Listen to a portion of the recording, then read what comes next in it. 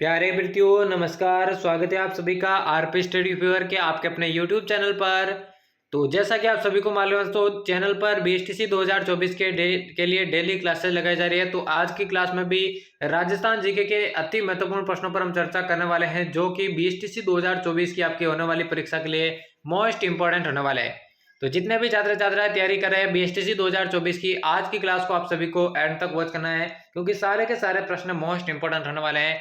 तो बिना किसी देर के आज के महत्वपूर्ण प्रश्नों की क्लास को शुरू करते हैं।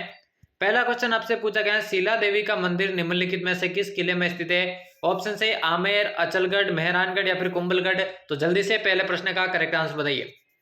शीला देवी का मंदिर कौन से किले के अंदर स्थित है, यही आपको बताना है। तो क्या हो जाएगा इस प्रश्न का करेक्ट आंसर? इंपॉर्टेंट प्रश्न है, परीक्षा में पूछा जा सकता है, तो प्रत्येक प्रश्न का आंसर आपको साथ साथ देते रहना है। तो बात करें पहले प्रश्न के राइट आंसर की, शीला देवी का जो मंदिर है दोस्तों वो आपके आमेर दुर्ग के अंदर स्थित है। पहला ही ऑप्शन इस प्रश्न का बिल्कुल आपके करेक्ट आंसर हो जाएगा। चलिए बढ़ते हैं जल्दी से अगले प्रश्न की ओर। अगला पूछा गया है, किस किले को तारागढ़ के नाम से जाना जाता है? जैसलमेर का किला, जालोर का किला, सिवाना का किला या फिर बूंदी का किला। जल्दी से इसका करेक्ट आंसर बताइए।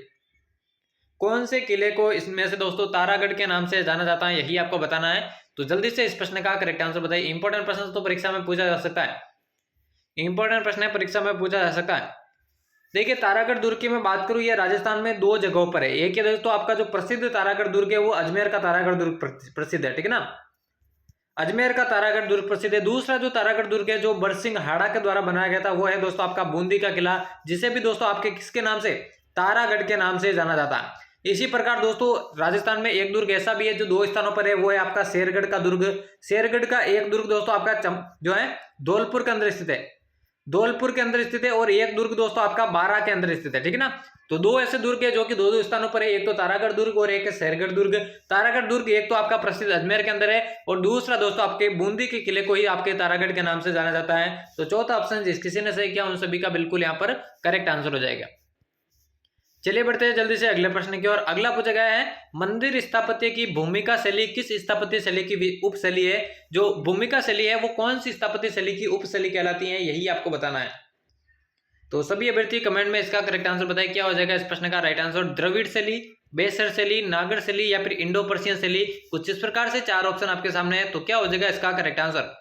देखिए आज की क्लास में टोटल 50 प्रश्न हम राजस्थान जीके के करने वाले हैं, जो कि परीक्षा में बार बार रिपीट होता है। किसी भी एग्जाम को उठाकर देख लीजिए, यहाँ से प्रश्न आपका बाहर जाने वाला नहीं है।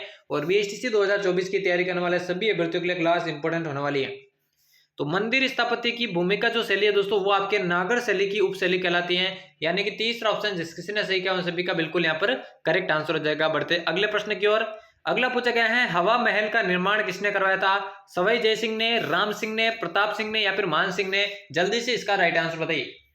इंपॉर्टेंट प्रश्न तो बार बार ये एग्जाम में पूछा जाता है, वैसे तो नॉर्मल सवाल है, काफी सारे एग्जामों में पूछा गया है, लेकिन दोस्तों काफी सारे अभ्यर्थी जल्दी जल्दी में इसका जो है गलत आंसर दे देते हैं, तो आपको ये गलती नहीं करनी है। तो जल्दी से सभी अभ्यर्थी इसका करेक्ट आंसर बताइए। हवा महल का जो निर्माण है वो इनमें से किसने करवाया था, यही आपको बताना है। देखिए हवा महल की मैं बात करूं, इसके जो देखिए वास्तुकार थे वो थे दोस्तों आपके लालचंद उस्ता। ये याद रखना दोस्तों, पूछा जाता है एग्जाम के। लालचंद उस्ता जो थे इसके दोस्तों आपके वास्तुकार थे, और इसका जो निर्माण है दोस्तों सवाई प्रताप सिंह ने करवाया था। सवाई प्रताप सिंह ने दोस्तों इसका निर्माण करवाया था। और सवाई प्रताप सिंह का जो शासनकाल है दोस्तों वो आपके जो है मेवाड़ चित्रकला का दोस्तों स्वर्ण काल भी कहलाता है, ठीक है ना, मेवाड़ चित्रकला का जो आपके स्वर्ण काल भी कहलाता है।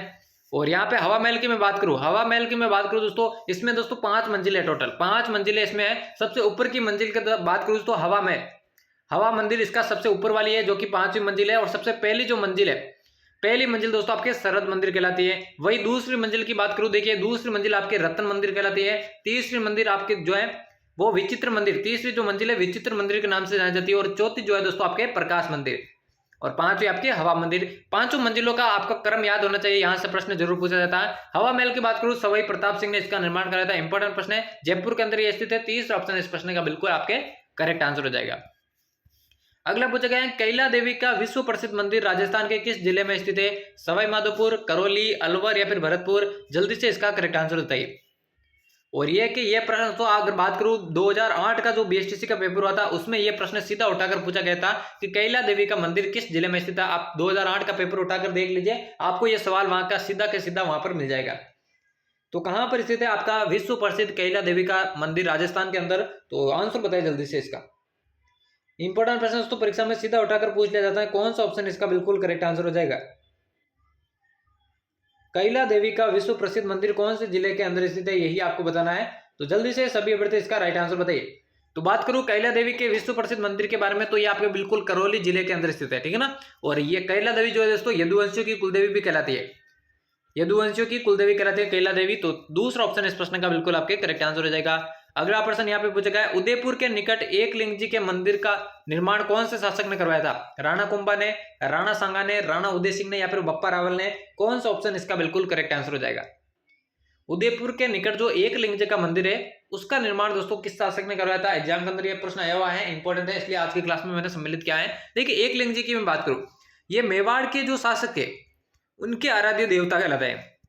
उनके आराध्य देवता जो है एकलिंग जी कहलाते हैं। जैसे जयपुर का जो कछवा वंश है उनके आराध्य देवता दोस्तों आपके गोविंद देव जी कहलाते हैं। वही बीकानेर जो आपके मेवाड़ के अंदर बात करूं तो वहां पे जो एकलिंग जी है वो जो है दोस्तों आपके मेवाड़ के शासकों के आराध्य देव कहलाते हैं। और इनके जो मंदिर का निर्माण है वो देखिए आपके किसने करवाया था, तो ये करवाया था दोस्तों आपका बप्पा रावल ने, ठीक है ना। बप्पा रावल ने करवाया था, जो कि हरित ऋषि के आशीर्वाद से इन्हें जो है मेवाड़ का राज्य मिला था। तो चौथा ऑप्शन इसका बिल्कुल आपके करेक्ट आंसर हो जाएगा।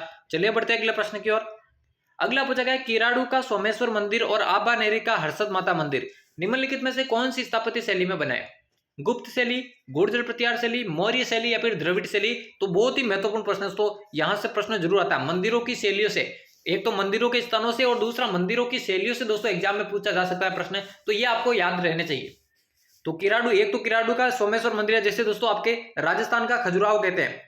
राजस्थान का खजुराहो किसे कहते हैं, तो वो कहते हैं दोस्तों किराड़ू के जो सोमेश्वर मंदिर है उनको दोस्तों राजस्थान का खजुराहो कहते हैं। आबानेरी का हर्षद मंदिर, आबानेरी का हर्षद मंदिर जो कि दोस्तों आपके दौसा के अंदर है, ठीक ना, दौसा के अंदर बना हुआ है।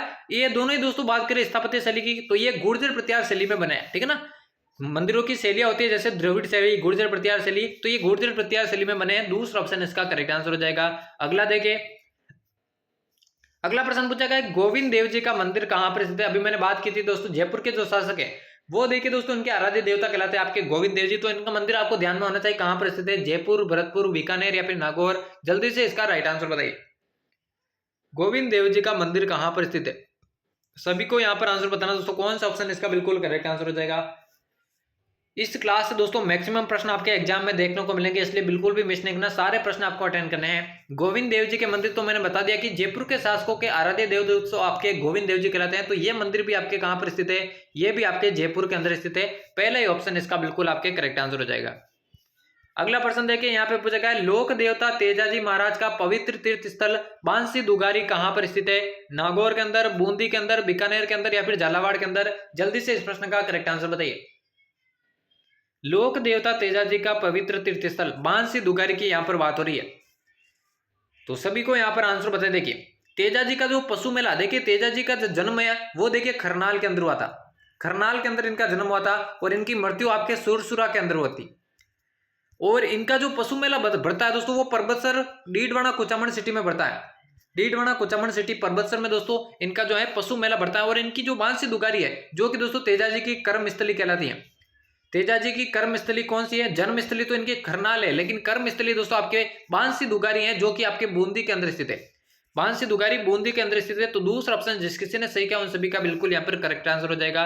अगला देखिए, अगला पूछा गया करौली क्षेत्र में कैला देवी की आराधना में गाए जाने वाले गीत कौन से हैं, लांगुरिया, हिंडो, इंडोनी या फिर लावणी। जल्दी से इसका करेक्ट आंसर बताइए।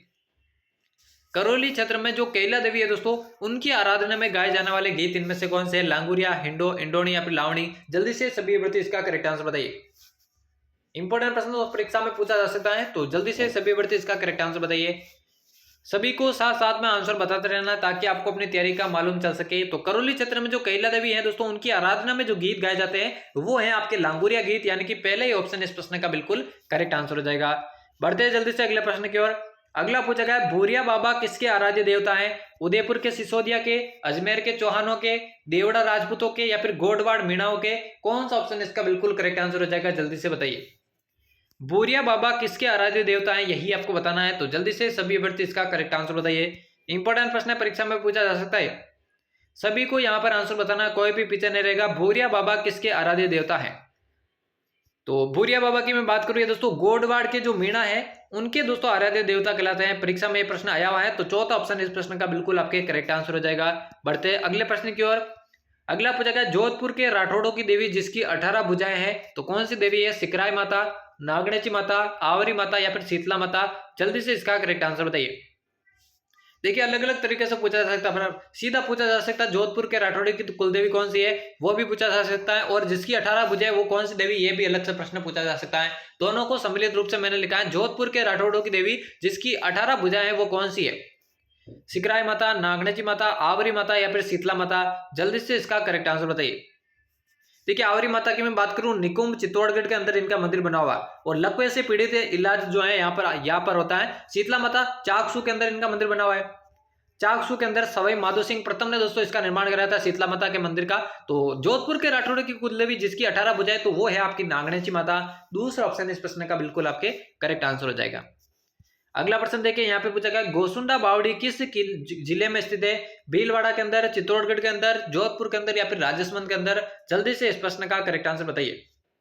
गोसुंडा का देखिए अभिलेख भी प्रसिद्ध है, गोसुंडा की बावड़ी भी प्रसिद्ध है, तो इंपॉर्टेंट प्रश्न बनता है यहाँ पर। गोसुंडा की जो बावड़ी है कौन से जिले के अंदर स्थित है, यही आपको बताना है। तो जल्दी से सभी अभ्यर्थी इस प्रश्न का करेक्ट आंसर बताइए, क्या हो जाएगा इसका राइट आंसर? सभी को आंसर बताना है, कोई भी पीछे नहीं रहेगा यहाँ पर। गोसुंडा बावड़ी कौन से जिले के अंदर स्थित है, यही आपको बताना है।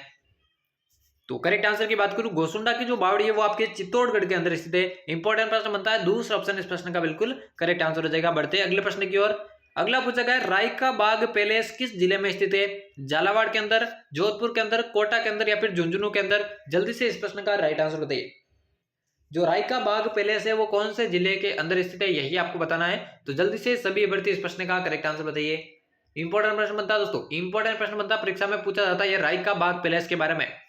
तो कौन से जिले के अंदर स्थित है, यही आपको बताना है। तो आंसर बताइए इसका। रायका बाग पैलेस की यहां पर बात हो रही है। तो देखिए करेक्ट आंसर की बात करूं, आपके राजस्थान के जोधपुर जिले में ही आपके रायका बाग पैलेस स्थित है, यानी कि दूसरा ऑप्शन इस प्रश्न का बिल्कुल करेक्ट आंसर हो जाएगा। अगला प्रश्न देखिए, अगला पूछेगा, निहाल चंद किस शैली का चित्रकार था? नाथ द्वारा, किशनगढ़, बूंदी या फिर मारवाड़? जल्दी से इसका करेक्ट आंसर बताइए। निहाल चंद की बात हो रही है दोस्तों, किस शैली का ये चित्रकार माने जाते हैं, यही आपको बताना है। तो जल्दी से सभी अभ्यर्थी इस प्रश्न का करेक्ट आंसर बताइए। और क्लास के एंड में बताना दोस्तों, टोटल 50 में से कितने प्रश्न आपके करेक्ट हो जाए, ताकि आपको अपनी तैयारी का अंदाजा लग सके। और चैनल पर डेली दोस्तों क्लासेस शुरू हो चुकी है बीएसटीसी 2024 को लेकर, तो डेली क्लासेज आपको अटेंड करनी है, इसलिए चैनल को जरूर से सब्सक्राइब कर देना। तो निहाल चंद की मैं बात करूँ, आपके किशनगढ़ शैली का चित्रकार था। यह निहाल चंद जो था आपके सावंत सिंह के शासनकाल में था, ठीक है ना, सावंत सिंह के शासनकाल में था। यह भी प्रश्न इंपॉर्टेंट है, परीक्षा में पूछा जा सकता है। तो निहाल चंद दोस्तों आपके किशनगढ़ शैली का चित्रकार था, दूसरा ऑप्शन इसका करेक्ट आंसर हो जाएगा। और किशनगढ़ शैली की जो पेंटिंग है दोस्तों बनी ठनी, वो भी आपसे एग्जाम में पूछी जाती है, तो वो भी आपको ध्यान में रखनी है। चलिए बढ़ते अगले प्रश्न की ओर। अगला पूछा गया है, निम्न में से कौन सा चित्रकार चित्रकला की मेवाड़ शैली से संबंधित था? रकुनुद्दीन, साहिबुद्दीन, शाह मोहम्मद या फिर कासिम? कौन सा ऑप्शन इसका करेक्ट आंसर हो जाएगा? मेवाड़ चित्रकला से कौन सा चित्रकार संबंधित है, इनमें से यही आपसे पूछा गया है। तो जल्दी से सभी अभ्यर्थी करेक्ट आंसर बताइए, कोई भी पीछे नहीं रहेगा, सभी को यहाँ पर करेक्ट आंसर बताना है। तो जल्दी से इसका राइट आंसर बताइए। मेवाड़ चित्रकला शैली से कौन सा आपका चित्रकार संबंधित है, यही आपको बताना है। तो यहाँ पर मैं करेक्ट आंसर की बात करूं, मेवाड़ चित्रकला शैली से देखिए आपका साहिबुद्दीन प्रसिद्ध है, यानी कि दूसरा ऑप्शन इस प्रश्न का बिल्कुल करेक्ट आंसर हो जाएगा। चलिए बढ़ते अगले प्रश्न की ओर। अगला पूछा गया है, पिछवाइयों के चित्रण का मुख्य विषय क्या है? रामलीला, श्री कृष्ण लीला, नरसिंह लीला या फिर मीरा भक्ति? आंसर बताइए जल्दी से। पिछवाइयों के चित्रण का मुख्य विषय इनमें से कौन सा है, यही आपको बताना है। तो जल्दी से सभी अभ्यर्थी इसका करेक्ट आंसर बताइए। पिछवाइयों के चित्रण का मुख्य, देखिए पिछवाइयों का अगर बात करें तो ये कहाँ की प्रसिद्ध है, ये आपके नाथ द्वारा की प्रसिद्ध है। ये भी प्रश्न एग्जाम में आता है, तो याद रखना है आपको। और इनके चित्रण का जो मुख्य विषय है वो देखिए श्री कृष्ण की लीलाओं के ऊपर है, श्री कृष्ण की लीलाओं पर पिछवाई होती है, तो ये नाथ द्वारा की प्रसिद्ध है। और दूसरा ऑप्शन इस प्रश्न का बिल्कुल करेक्ट आंसर हो जाएगा। अगला प्रश्न पूछा गया, चौंप नामक आभूषण शरीर के किस अंग पर पहना जाता है? गर्दन, कलाई, मस्तिष्क या फिर नाक? जल्दी से राइट आंसर बताइए इसका।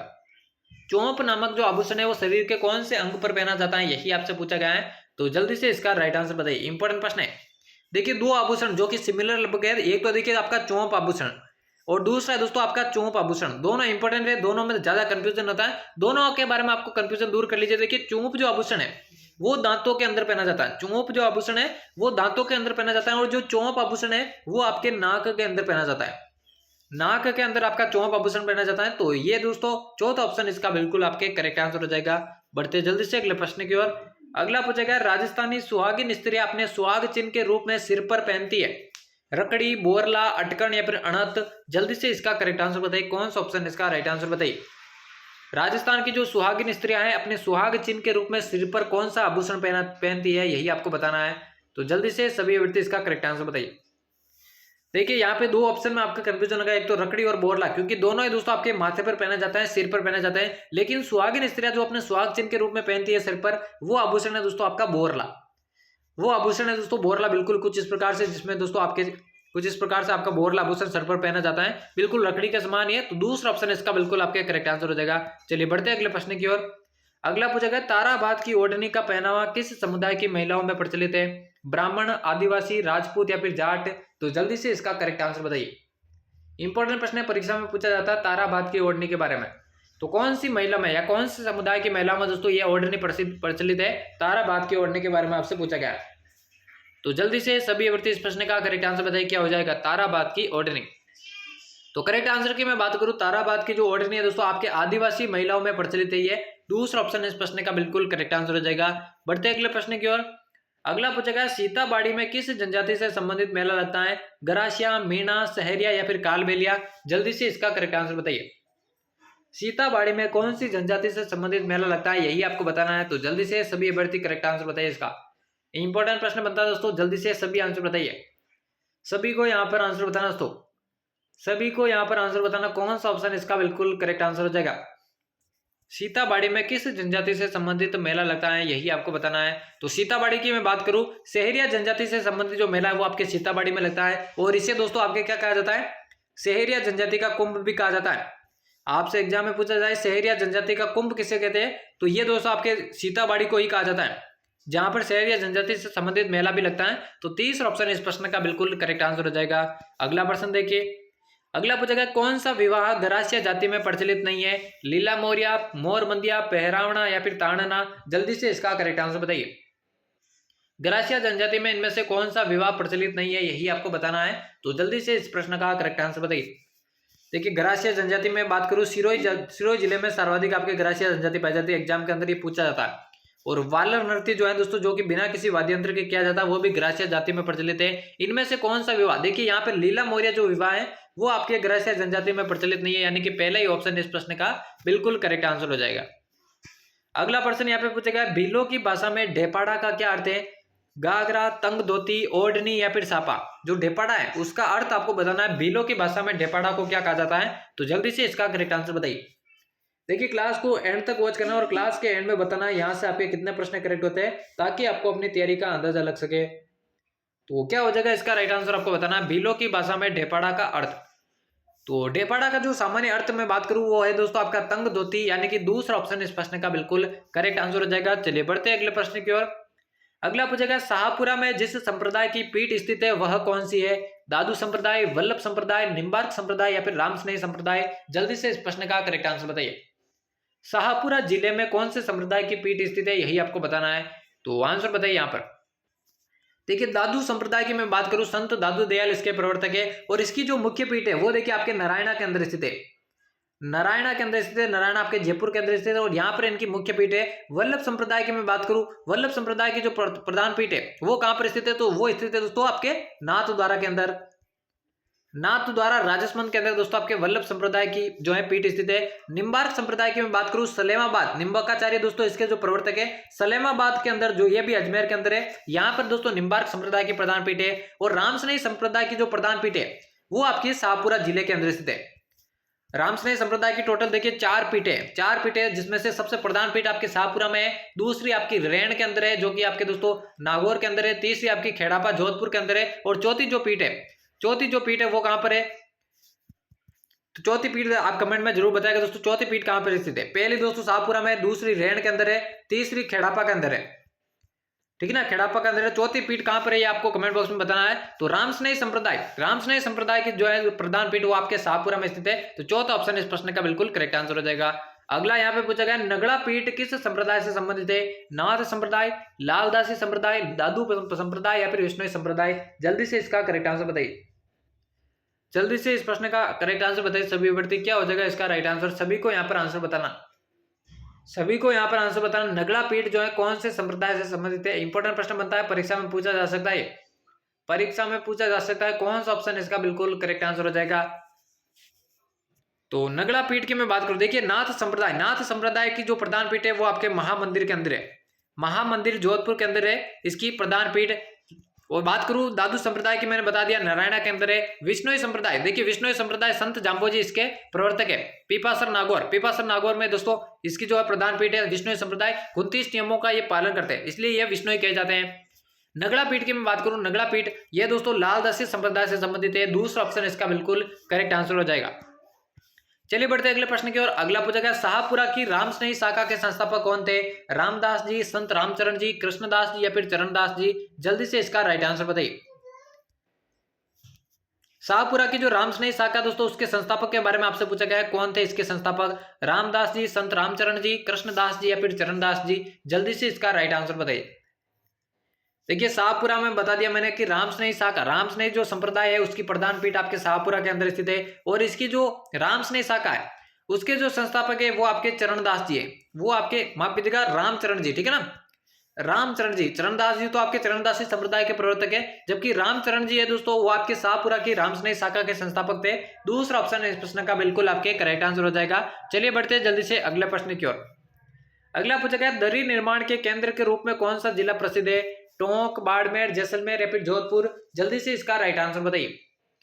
दरी निर्माण के केंद्र के रूप में इनमें से कौन सा जिला प्रसिद्ध है यही आपको बताना है। तो जल्दी से सभी अभ्यर्थी इस प्रश्न का करेक्ट आंसर बताइए। इंपॉर्टेंट प्रश्न है, परीक्षा में पूछा जाता है, परीक्षा के अंदर पूछा जाता है कि दरी निर्माण के केंद्र के रूप में प्रसिद्ध जिला कौन सा है। जल्दी से सभी अभ्यर्थी आंसर बताइए, जल्दी से इसका करेक्ट आंसर बताइए। तो दरी निर्माण के केंद्र के रूप में देखिए दोस्तों आपका टोंक जिला प्रसिद्ध है, यानी कि पहला ऑप्शन जिस किसी ने सही किया उन सभी का यहाँ पर करेक्ट आंसर हो जाएगा।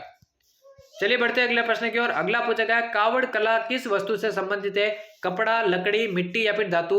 तो कौन सा ऑप्शन इसका करेक्ट आंसर हो जाएगा? यहाँ पे देखिए कावड़ कला कर लीजिएगा, थोड़ा सा मिसप्रिंट हो गया।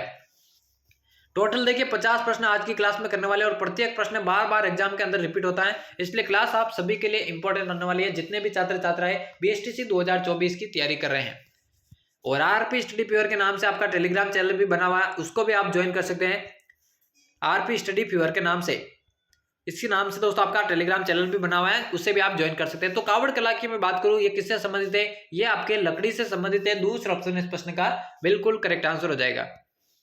अगला प्रश्न पूछा गया निम्न में से किसे मरुभूमि की कोकिला कहा जाता है? गौरी देवी को, मांगी बाई को, बन्नो बेगम को या फिर अल्लाह जिलाई बाई को? कौन सा ऑप्शन इसका करेक्ट आंसर हो जाएगा? मरुभूमि की कोकिला इनमें से किसको कहा जाता है यही आपको बताना है। तो जल्दी से आंसर बताइए, सभी को आंसर बताना है, कोई भी पीछे नहीं रहेगा। मरुभूमि की कोकिला के बारे में आपसे पूछा गया है यहाँ पर, कौन सा ऑप्शन इसका बिल्कुल करेक्ट आंसर हो जाएगा? इंपॉर्टेंट प्रश्न दोस्तों परीक्षा में पूछा जा सकता है मरुभूमि की कोकिला के बारे में। तो मरुभूमि की कोकिला दोस्तों आपके अल्लाह जिलाई बाई को कहा जाता है, अल्लाह जिलाई बाई को कहा जाता है। जो राजस्थान का राज्य गीत है केसरिया बालम, राजस्थान का राज्य गीत कौन सा है? तो याद रखना केसरिया बालम है। उसको दोस्तों सबसे ज्यादा बार गाया था वो अल्लाह जिलाई बाई ने गाया था, अल्लाह जिलाई बाई ने गाया था, यानी कि चौथा ऑप्शन इस प्रश्न का बिल्कुल करेक्ट आंसर हो जाएगा। अगला देखिए, अगला पूछा गया श्रावण माह के दौरान राजस्थानी महिलाओं द्वारा गाए जाने वाले लोकप्रिय लोकगीत का नाम बताइए। तीज, लोटिया, रसिया गीत या फिर कजली गीत? जल्दी से इसका करेक्ट आंसर बताइए, जल्दी से इस प्रश्न का करेक्ट आंसर बताइए दोस्तों। श्रावण माह के दौरान राजस्थानी महिलाओं द्वारा जो लोकप्रिय लोकगीत गाया जाता है वो कौन सा है यही आपको बताना है। तो जल्दी से इस प्रश्न का करेक्ट आंसर बताइए। इंपॉर्टेंट प्रश्न है दोस्तों, इंपॉर्टेंट प्रश्न है दोस्तों। तो कौन सा ऑप्शन इसका बिल्कुल करेक्ट आंसर हो जाएगा? देखिए दो प्रश्न आते हैं, एक तो देखिए दोस्तों आपके श्रावणी तीज, एक तो आपके दोस्तों श्रावणी तीज से संबंधित प्रश्न आता है, और दूसरा देखिए दूसरा आता है देखिए दोस्तों आपकी कजली तीज। कजली तीज को देखिए बूढ़ी तीज भी कहा जाता है, सातुड़ी तीज भी कहा जाता है। श्रावणी जो तीज है देखिए वो आपके जयपुर की प्रसिद्ध है, और कजली तीज जो है दोस्तों आपके बूंदी की प्रसिद्ध है। और यहाँ पर पूछा गया श्रावण माह के दौरान कौन सा लोकप्रिय लोकगीत राजस्थानी महिलाओं द्वारा किया जाता है, तो वो आपकी तीज है, ठीक है ना। पहला ऑप्शन इस प्रश्न का बिल्कुल करेक्ट आंसर हो जाएगा। चलिए बढ़ते अगले प्रश्न की ओर। अगला पूछा गया मुगल सम्राट शाहजहां के समय से ही प्रसिद्ध नाहर नृत्य की खेलने की परंपरा कहां प्रचलित है? चौमू में, किशनगढ़ में, चाकसू में या फिर मांडल में? जल्दी से इसका करेक्ट आंसर बताइए।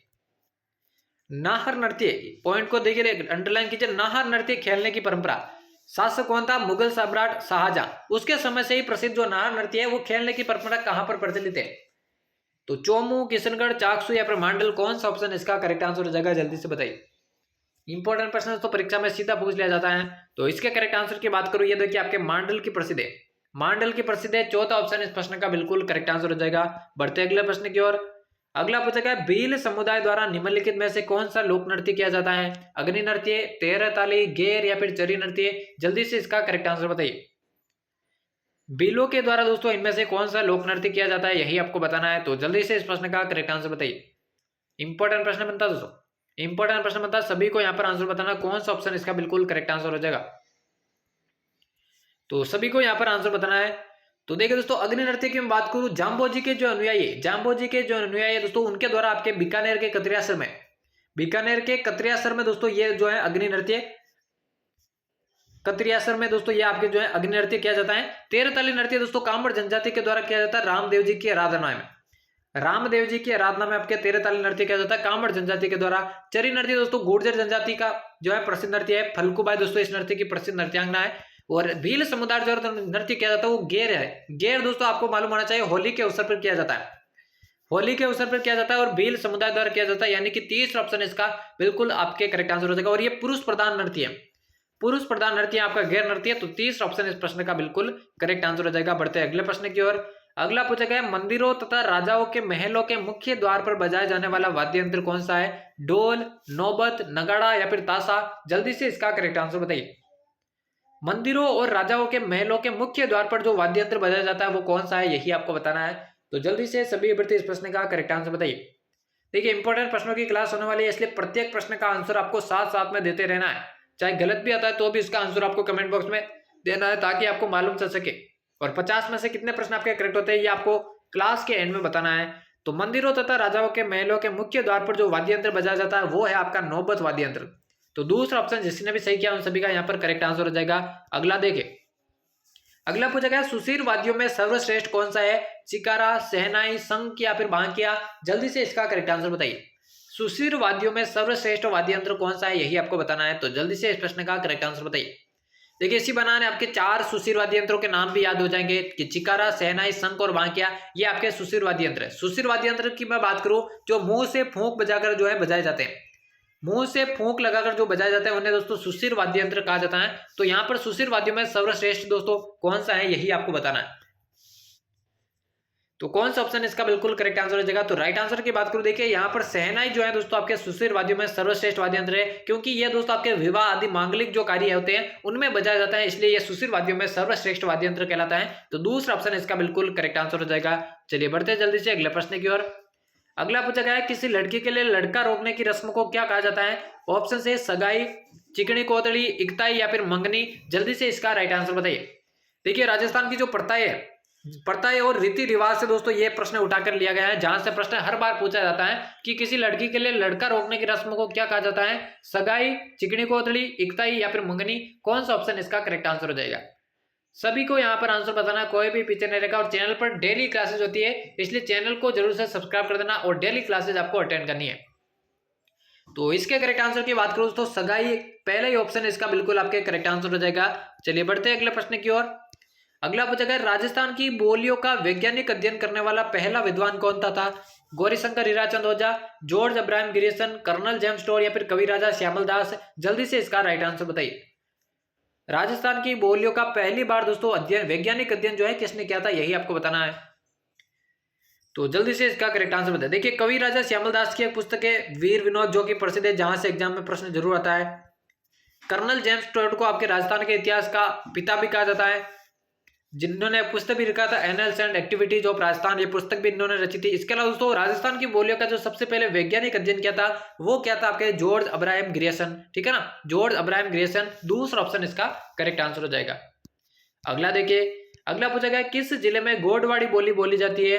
पाली और जालोर, कोटा और बूंदी, अलवर और भरतपुर? चौथा ऑप्शन है जोधपुर और बाड़मेर। जल्दी से इसका करेक्ट आंसर बताइए। जल्दी से इसका करेक्ट आंसर बताइए। इंपॉर्टेंट प्रश्न बनता है दोस्तों, गौड़वाड़ी बोली इनमें से कौन से स्थानों पर बोली जाती है, यही आपको बताना है। तो जल्दी से इसका करेक्ट आंसर बताइए। सभी को यहाँ पर आंसर बताना है, कोई भी पीछे नहीं रहेगा। तो देखिए दोस्तों, जोधपुर और बाड़मेर की मैं बात करूं, राजस्थान में मारवाड़ी बोली दोस्तों लगभग इन जिलों में बोली जाती है। मारवाड़ी बोली बोली जाती है। अलवर भरतपुर की मैं बात करूं, मेवाती बोली दोस्तों इनमें बोली जाती है। मेवाती जो बोली है वो आपके अलवर भरतपुर में बोली जाती है। और कोटा, बूंदी, बारा, झालावाड़ इन 4 जिलों में देखिए आपके हाड़ौती बोली बोली जाती है। हाड़ौती बोली बोली जाती है। जबकि गोडवाड़ी जो बोली के बारे में आपसे पूछेगा तो पाली और जालोर की दोस्तों आपके गोडवाड़ी बोली प्रसिद्ध है। पहला ऑप्शन जिस किसी ने सही किया उन सभी का बिल्कुल यहाँ पर करेक्ट आंसर हो जाएगा। अगला प्रश्न पूछा गया, कौन सी बोली पश्चिमी हिंदी व राजस्थान के मध्य समन्वय का कार्य करती है, मालवी, मेवाती, मारवाड़ी या फिर मेवाड़ी। जल्दी से इसका राइट आंसर बताइए। पश्चिमी हिंदी और राजस्थान के मध्य जो समन्वय का कार्य है वो कौन सी नदी करती है, जो कौन सी बोली करती है, वही आपको बताना है। तो जल्दी से सभी अभ्यर्थी करेक्ट आंसर बताइए इसका।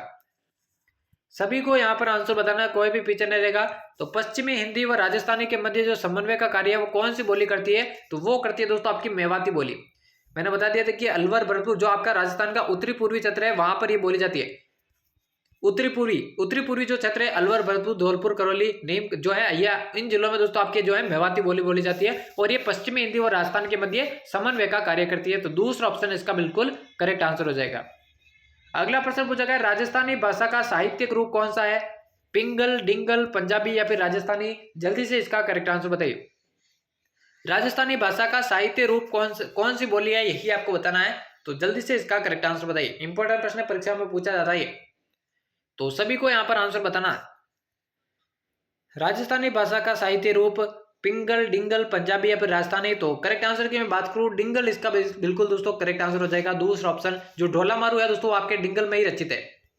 ढोला मारू जो है आपके डिंगल में ही रचित है, कवि कल्लोल के द्वारा रचित है। तो दूसरा ऑप्शन इस प्रश्न का बिल्कुल करेक्ट आंसर हो जाएगा। अगला देखिए, अगला पूछेगा, निम्नलिखित में से कौन ए हिस्ट्री ऑफ राजस्थान के लेखक है, सुतीश चंद्रा, सुमित सरकार, रीमा आहूजा या फिर प्रभा खेतान। कौन सा ऑप्शन इसका बिल्कुल करेक्ट आंसर हो जाएगा, जल्दी से बताइए। ए हिस्ट्री ऑफ राजस्थान के लेखक आपको बताना है कौन है इनमें से, यही आपको बताना है। तो जल्दी से सभी अभ्यर्थी इसका करेक्ट आंसर बताइए। इंपॉर्टेंट प्रश्न दोस्तों परीक्षा में पूछा जा सकता है, तो सभी को यहाँ पर आंसर बताना है। ए हिस्ट्री ऑफ राजस्थान। तो करेक्ट आंसर की बात करूं, देखिए रीमा आहूजा, जिस किसी ने सही किया उन सभी का यहाँ पर तीसरा ऑप्शन बिल्कुल करेक्ट आंसर हो जाएगा। चलिए बढ़ते अगले प्रश्न की ओर। अगला पूछा गया, मरु महोत्सव कहां पर मनाया जाता है, बीकानेर में, जोधपुर में, जैसलमेर में या फिर उदयपुर के अंदर। कहां पर मनाया जाता है आपका मरु महोत्सव, यही आपको बताना है। तो जल्दी से सभी अभ्यर्थी इस प्रश्न का करेक्ट आंसर बताइए। इंपॉर्टेंट प्रश्न तो परीक्षा में काफी बार ये प्रश्न पूछा गया है मरु महोत्सव के बारे में। देखिए मरु महोत्सव से संबंधित एक उत्सव है थार महोत्सव। थार महोत्सव जो है दोस्तों आपके बाड़मेर इसमें मनाया जाता है, ठीक है ना, बाड़मेर में मनाया जाता है, ये भी आपको ध्यान में रखना है। जबकि मरु महोत्सव कहां पर मनाया जाता है, तो मरु महोत्सव की बात करें दोस्तों आपके बीकानेर के अंदर मनाया जाता है। पहला ही ऑप्शन इस प्रश्न का बिल्कुल आपके करेक्ट आंसर हो जाएगा। चलिए बढ़ते अगले प्रश्न की ओर। अगला पूछा गया, देवर बाबी की होली कहाँ की प्रसिद्ध है, बिनाई की, ब्यावर की, नसीराबाद की या फिर सांबर की। जल्दी से इसका करेक्ट आंसर बताइए। देवर बाबी की जो होली है दोस्तों कहाँ की प्रसिद्ध है, यही आपको बताना है। तो जल्दी से सभी अभ्यर्थी इस प्रश्न का करेक्ट आंसर बताइए। इंपॉर्टेंट प्रश्न दोस्तों, इंपॉर्टेंट है। देखिए सांबर की मैं बात करूं, सांबर में दोस्तों 1562 में दोस्तों जो है आपके बारमल ने अकबर से अपनी बेटी का विवाह किया था सांबर में, ठीक है ना। और बिनाई की में प्रसिद्ध, बिनाई की कौन सी होली प्रसिद्ध है, तो बिनाई की देखिए आपके कोड़ामार होली प्रसिद्ध है, जो कि केकड़ी जिले के अंतर्गत आता है बिनाई। तो कोड़ामार होली जो है आपके बिनाई की प्रसिद्ध है। जबकि यहाँ पे प्रश्न में पूछा गया देवर बाबी की होली कहाँ की प्रसिद्ध है, तो ब्यावर जिले की दोस्तों आपके देवर बाबी की होली प्रसिद्ध है। यानी कि दूसरा ऑप्शन जिस किसी ने सही किया उन सभी का बिल्कुल यहाँ पर करेक्ट आंसर हो जाएगा। अगला प्रश्न पूछा गया, कौन सा मेला वर्ष में 2 बार आयोजित होता है, करणी माता, नारायणी माता, सती माता या फिर शीतला माता। जल्दी से इसका करेक्ट आंसर बताइए। कौन सा मेला यहाँ पर देखिए वर्ष में 2 बार आयोजित होता है, यही आपको बताना है। तो जल्दी से सभी अभ्यर्थी करेक्ट आंसर बताइए इसका। इंपॉर्टेंट प्रश्न बनता है दोस्तों, परीक्षा में पूछा जा सकता है। तो जल्दी से सभी अभ्यर्थी करेक्ट आंसर बताइए। देखिए शीतला माता की मैं बात करूं, चाकसू के अंदर देखिए इनका मंदिर बना हुआ है, चाकसू के अंदर इनका मंदिर बना हुआ है। और इनकी जो है दोस्तों आपके क्या खंडित मूर्ति की पूजा होती है इनकी, ठीक है ना। सती माता की बात करूं, देखिए झुंझुनू के अंदर इनका मंदिर बना हुआ है, सती माता का जो मंदिर है झुंझुनू के अंदर बना हुआ है। इसके अलावा नारायणी माता का जो मंदिर है वो आपके अलवर के अंदर बना हुआ है। अलवर के अंदर नारायणी माता का मंदिर बना है। दो बार जो वर्ष में आयोजित होता है। देखिए एक तो जीण माता का मेला भी आपके जो है जो कि सीकर रेवासा में पड़ता है, वहां पर भी दोस्तों आपके 2 बार वर्ष में आयोजित मेला होता है। तो और करणी माता का जो मेला है वो भी दोस्तों वर्ष में 2 बार आयोजित होता है। करणी माता का जो मेला है वो देशनौ के अंदर पड़ता है। और ये दोस्तों बीकानेर के शासकों की कुलदेवी भी कहलाती है। बीकानेर के जो शासक है उनकी कुलदेवी आपके करणी माता कहलाती है। तो पहला ही ऑप्शन इस प्रश्न का बिल्कुल करेक्ट आंसर हो जाएगा। अगला प्रश्न देखिए यहाँ पे पूछेगा तेजा दशमी को वीर तेजा जी का मेला लगता है। तेजा दशमी कब आती है ये आपको बताना है। भाद्रपद कृष्ण दशमी, भाद्रपद शुक्ल दशमी, आश्विन कृष्ण दशमी या फिर आश्विन शुक्ल दशमी। जल्दी से इसका करेक्ट आंसर बताइए। तेजा दशमी को वीर तेजा जी का मेला लगता है ये तो आपको पता है, लेकिन तेजा दशमी आती कब है ये यहां से प्रश्न जरूर आता है एग्जाम के अंदर। तो कौन सा ऑप्शन इसका बिल्कुल करेक्ट आंसर हो जाएगा जल्दी से बताइए। इंपॉर्टेंट प्रश्न है तो। और 50 में से टोटल आपके कितने प्रश्न करेक्ट होते हैं ईमानदारी से आपको कमेंट बॉक्स में बताना क्लास के एंड में। तेजा दशमी की मैं बात करूं, इसका जो मेला दोस्तों आपके भाद्रपद शुक्ल दशमी को लगता है, यानी कि दूसरा ऑप्शन इस प्रश्न का बिल्कुल आपके करेक्ट आंसर हो जाएगा। और तेजा जी के मेले आप सभी को मालूम है, देखिए पर्वतसर के अंदर लगता है, पर्वतसर के अंदर लगता है, खरनाल के अंदर दोस्तों लगता है, सुरसुरा के अंदर लगता है, सुरसुरा के अंदर भी लगता है। इसके अलावा दोस्तों आपके बूंदी के अंदर दोस्तों बांसी दुगार स्थान है वहां पर लगता है। लेकिन ज्यादातर दोस्तों तेजा जी के मेले बहुत सी जगहों पर लगता है, लेकिन ये मेन जगह है जहां पर तेजा जी के मेले लगते हैं। तो भाद्रपद शुक्ल दशमी को आपके तेजा जी का मेला लगता है। दूसरा ऑप्शन इसका करेक्ट आंसर हो जाएगा। अगला प्रश्न पूछा गया जयपुर के बाद सबसे अधिक पर्यटकों को आकर्षित करने वाला राजस्थान का नगर कौन सा है। जैसलमेर, जयपुर, उदयपुर या फिर राजसमंद। जल्दी से इसका करेक्ट आंसर बताइए।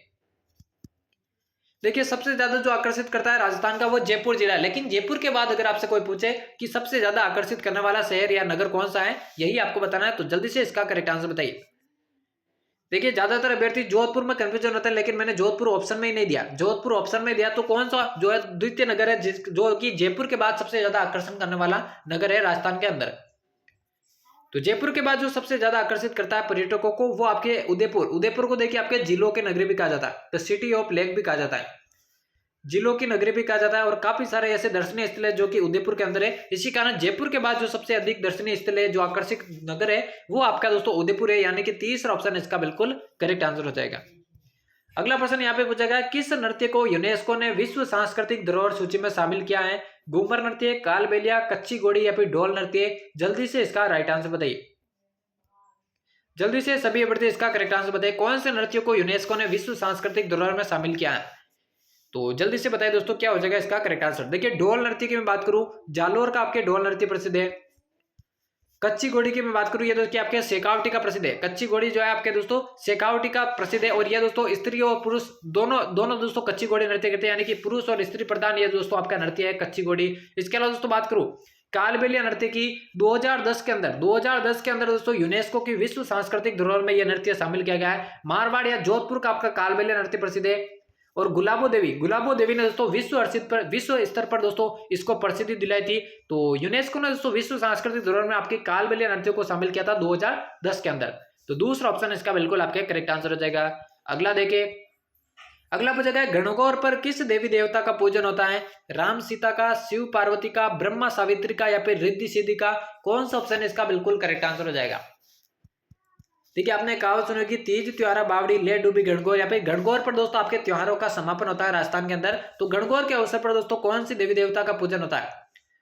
तो गणगौर के अवसर पर आपके शिव और पार्वती का दोस्तों पूजन होता है। दूसरा ऑप्शन इसका बिल्कुल करेक्ट आंसर हो जाएगा। बढ़ते अगले प्रश्न की ओर। अगला पूछा गया स्त्रियों के हाथ का आभूषण विशेष कौन सा है। पचेली, कंदोरा, पीपल पत्रा या फिर बेसरी। जल्दी से इसका करेक्ट आंसर बताइए। देखिए इस प्रश्न में 4 प्रश्न में आपके सही कराने वाले, यानी कि एक प्रश्न के दोस्तों एक्सप्लेनेशन के साथ मैं बता रहा हूं, जिससे इस प्रश्न के इर्द गिर्द जो भी प्रश्न बनते हैं उनके आंसर आपको पता हो जाए। स्त्रियों के हाथ का आभूषण विशेष इनमें से कौन सा है। पचेली, कंदोरा, पीपल पत्रा या फिर बेसरी। देखिए बेसरी की मैं बात करूं यह नाक के अंदर पहना जाने वाला आभूषण है। पीपल पत्रा की मैं बात करूं यह कान के अंदर पहना जाता है। और जो कंदोरा है यह तो आप सभी को मालूम है दोस्तों कमर के अंदर पहना जाने वाला आभूषण है। तो यहाँ पे देखिए एक ही आभूषण बच गया, पचेली आभूषण। तो स्त्रियों के हाथ का आभूषण इनमें से पचेली जो आभूषण है, पहला ही ऑप्शन इसका करेक्ट आंसर हो जाएगा। अगला प्रश्न यहाँ पे पूछा गया किस देवी के दीपक की ज्योति से केसर टपकती है। आवड़ माता, आई माता, जीण माता या फिर सकराय माता। जल्दी से इसका राइट आंसर बताइए। कौन सी देवी के दीपक की ज्योति से दोस्तों केसर टपकती है, यही आपसे पूछा गया है। तो जल्दी से सभी अभ्यर्थी इसका करेक्ट आंसर बताइए। तो इसका करेक्ट आंसर की बात करूं आई माता दोस्तों, इसका करेक्ट आंसर हो जाएगा सीरवी जाति के जो किसान है उनकी दोस्तों आराध्य देवी या कुलदेवी ये कहलाती है। कुलदेवी मान सकते हैं आई माता जो है बिलाड़ा जोधपुर के अंदर दोस्तों इनका मंदिर लगता है। बिलाड़ा के अंदर दोस्तों आई माता का जो है जो आपके मंदिर भी है और यहाँ पर इनका मेला भी लगता है। तो किस देवी के दीपक की ज्योति से कैसे टपकती है, तो आई माता दूसरा ऑप्शन इसका बिल्कुल करेक्ट आंसर हो जाएगा। और आज की क्लास का दोस्तों ये होने वाला अंतिम प्रश्न है। टोटल 50 प्रश्न आज की क्लास में हमने किया है। 50 में से टोटल आपके कितने प्रश्न करेक्ट हुए ईमानदारी से आपको कमेंट बॉक्स में बताना है। तो ये अंतिम प्रश्न है, भारतीय डाक विभाग ने किस लोक देवता की फड़ पर डाक टिकट जारी किया है? तेजाजी, रामदेव जी, देवनारायण जी या फिर बाबू जी? कौन सा ऑप्शन इसका बिल्कुल करेक्ट आंसर हो जाएगा? सभी को यहाँ पर आंसर बताना है, सभी को आंसर बताना है तो। और चैनल को अभी तक सब्सक्राइब नहीं किया तो वो भी कर देना, क्योंकि डेली क्लासेस यहाँ पर लगती हैं। तो डाक टिकट की मैं बात करूं, देखिए देवनारायण जी की फड़ पर 5 रुपए का डाक टिकट जारी किया गया था। और देवनारायण जी की जो फड़ है वो राजस्थान की सबसे लंबी फड़ भी कहलाती है। और खुद देवनारायण जी के ऊपर भी डाक टिकट जारी हो चुका है और इनकी फड़ पर भी डाक टिकट जारी हो चुका है। तो तीसरा ऑप्शन इस प्रश्न का बिल्कुल करेक्ट आंसर हो जाएगा। तो यहाँ पर हमारे बीएसटीसी 2024 की परीक्षा के लिए राजस्थान जीके के मोस्ट इंपोर्टेंट प्रश्नों की क्लास समाप्त होती है। उम्मीद करता हूँ आज की क्लास आप सभी को पसंद आई होगी। ऐसी क्लासेस चैनल पर आगे भी पाने के लिए चैनल को सब्सक्राइब करके बेल आइकन को प्रेस कर देना। तो मिलते किसी और नई क्लास में, तब तक लेते हैं आप सभी से अलविदा। धन्यवाद।